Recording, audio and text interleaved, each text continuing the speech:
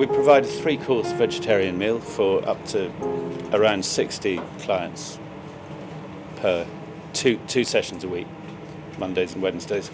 Most of the clients they're vulnerably housed at the best, but many of them sleep in parks and sleep in cemeteries and sleep in derelict factories. In the cemetery around the back, we've got a couple of clients sleeping there, which is not so bad in the summer months, but last winter it was really dire. It was a very cold winter, and clients die. So some of our clients, we lost one last summer. We lost 2 in the winter.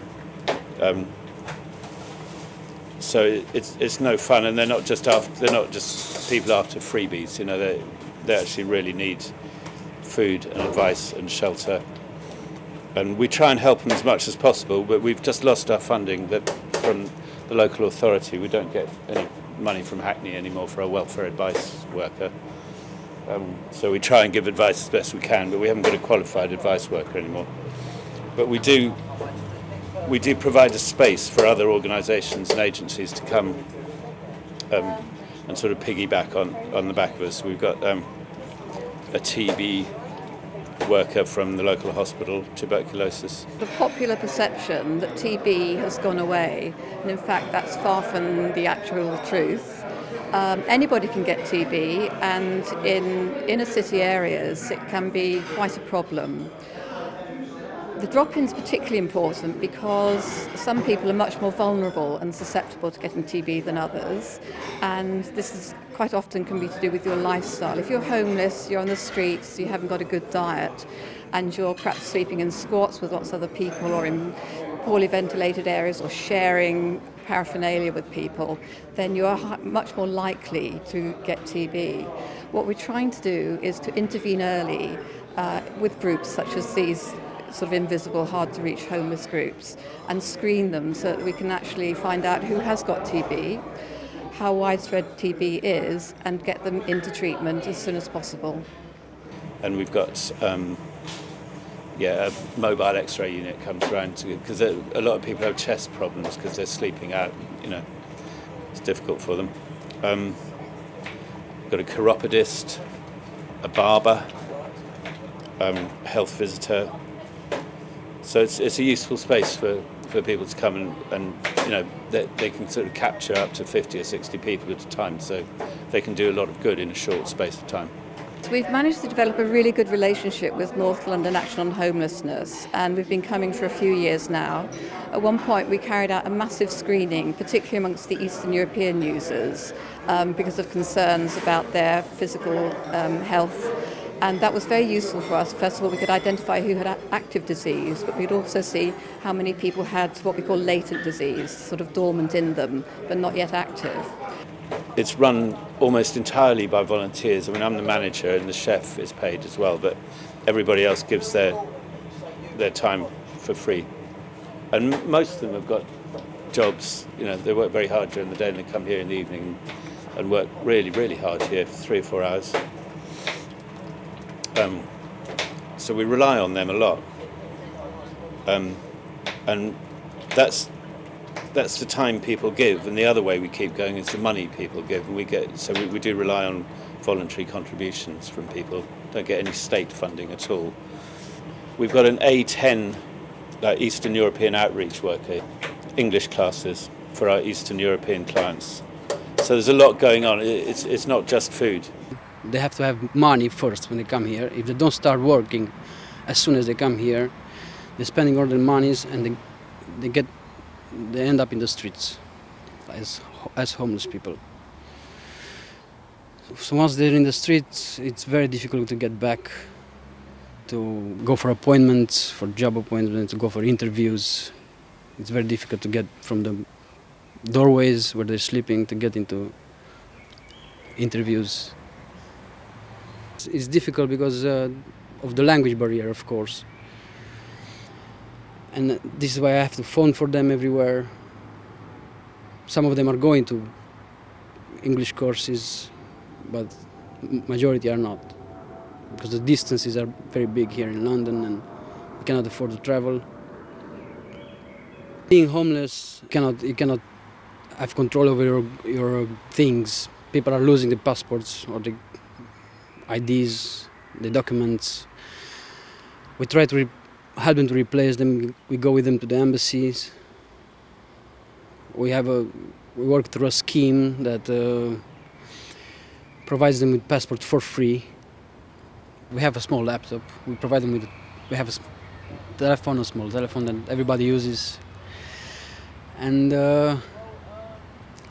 they can use our address, our center as an address.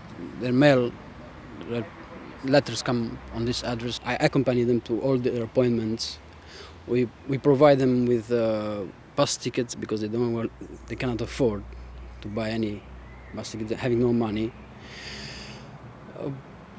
I book appointments for them whenever they need to go, like job centers,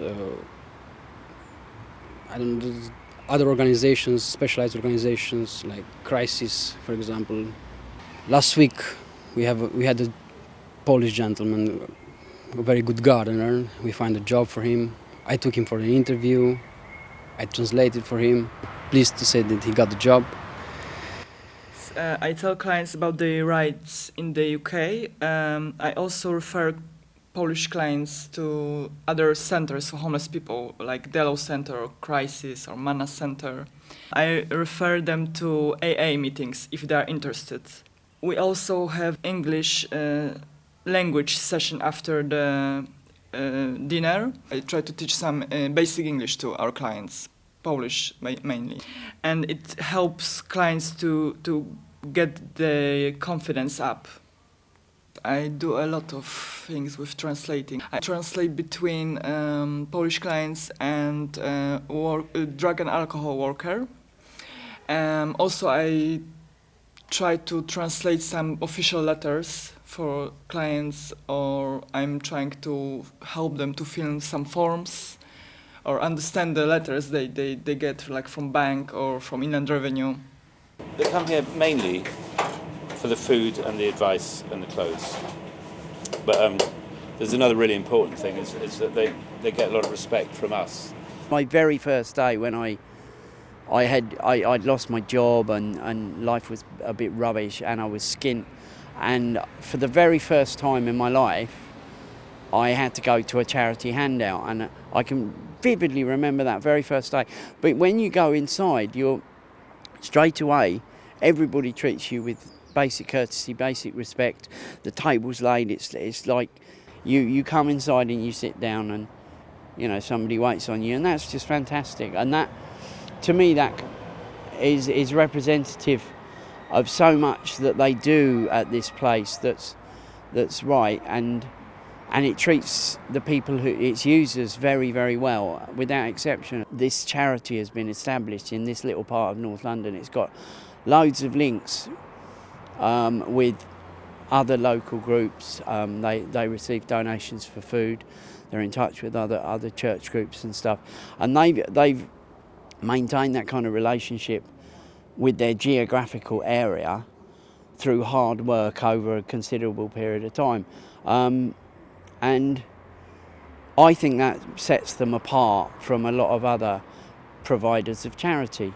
I mean, they're plugged into like the health service. We get loads of stuff around jabs and medical care. There's stuff around substance abuse. These people from the health service are quite happy to come to sessions here, so that kind of thing takes place. It's done me personally a lot of good. I now am involved. I sit on their committee and chip in with my two penneth from time to time. I've become involved in training some of the volunteers. I've done some of the interviewing and stuff, and none of those things, that they've all come about through the care and the attention this place has given me. Through one of the managers here, I managed to get myself to college on 2 occasions and get City and Guilds that I wouldn't have done if I had been left to my own devices, and it was all pretty much sorted out for me. Yeah, all the food that we use, we get the raw ingredients from local shops. Whole Foods in Stoke Newington give us a lot of food, and the Spence, which is a local bakery, give us all our bread free.